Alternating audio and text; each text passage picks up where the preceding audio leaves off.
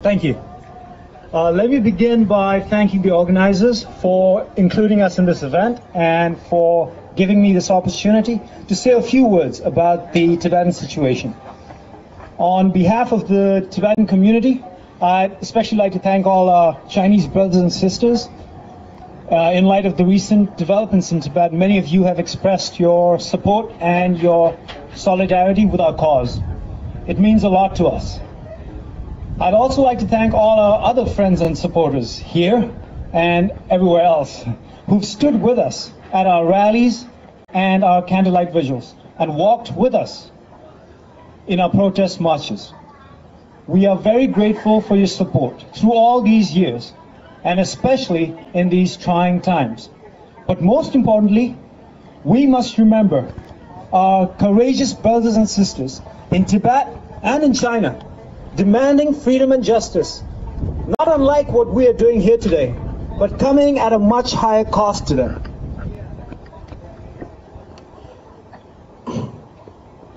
This month, just to tell you a little about myself first, I was born in a Tibetan refugee camp in India. Growing up, I only heard stories about my grandparents, but never from them, because they remained in Tibet when my parents were forced to flee in 1959. And those who stayed behind in Tibet suffered immensely. My paternal uncle, for instance, he was able to escape Tibet only recently. He had been imprisoned by the Chinese government for more than 27 years, just because he was an official in the Tibetan government that existed before the Chinese occupation. And like many other Tibetans, then and now, even though he was tortured, starved, and subjected to hard labor, he just would not denounce the Dalai Lama and quote a lighter sentence for himself. Well, I'm telling you all this not because my story is unique, but because it is a story that is shared by thousands of young Tibetans born and living in exile who have never seen their country, Tibet. And I'm sure many of our Chinese brothers and sisters will hear similar echoes of their life stories as well. Regardless of our different backgrounds, I believe we share a common bond of people wronged and victimized, directly or indirectly, by the Chinese government.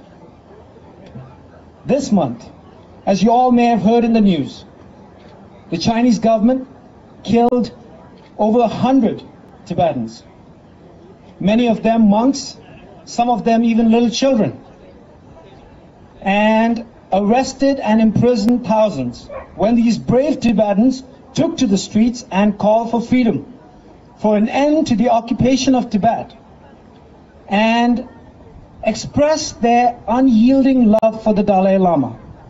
The Chinese government immediately imposed a state of curfew in the capital city where these protests began. And they flooded all Tibetan areas with their armed police and military troops. The Chinese government gave the protesters a deadline to turn themselves in. And they conducted door-to-door raids to find any Tibetan they suspected who might have taken part in these protests. The Chinese government also stepped up its internet and radio restrictions. It shut down several NGOs and expelled all foreign journalists from Tibet, which prompted many of these journalists to ask, if they don't have anything to hide, then why are they making us leave? Now, as a heavy curtain of secrecy has been drawn over Tibet, we should be very worried as we ask the same question. What is it that China does not want the outside world to see? I always find it very ironic that the Chinese army that invaded and continues to occupy my country calls itself the People's Liberation Army. Well, the truth is, Tibetans in Tibet would be liberated if the so-called Liberation Army leaves. You all know the Chinese government has these nice sounding names for its various departments and institutions, calling them the people's this and the people's that, when in fact, judging by their agenda, they should really be called not the people's, but the party's army, the party's Congress, the party's court. As we've seen in our own lives and in the lives of those we care about, what may be in the party's interest is not necessarily what is good for the people. What the party wants is not what the people want. While the party wants power, the people want freedom. While the party stresses economic rights, the people first want human rights. We must remind the Chinese government that it is not above the people. And it is time the people's voices were heard and not muffled by this government of the People's Republic of China. Now, looking back, what the Cultural Revolution showed us is that the Chinese government does not respect the past. What the Tiananmen massacre showed us is that they fear the future. But what we are here to declare is that we condemn the present. China must change.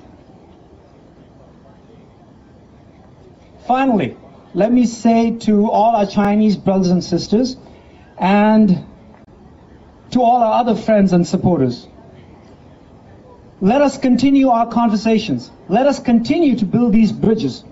And let us continue to work together to bring human rights, freedom of speech, freedom of religion, and tolerance, democracy, and freedom to China and Tibet. Free Tibet! Free China! Free China! Thank you very much.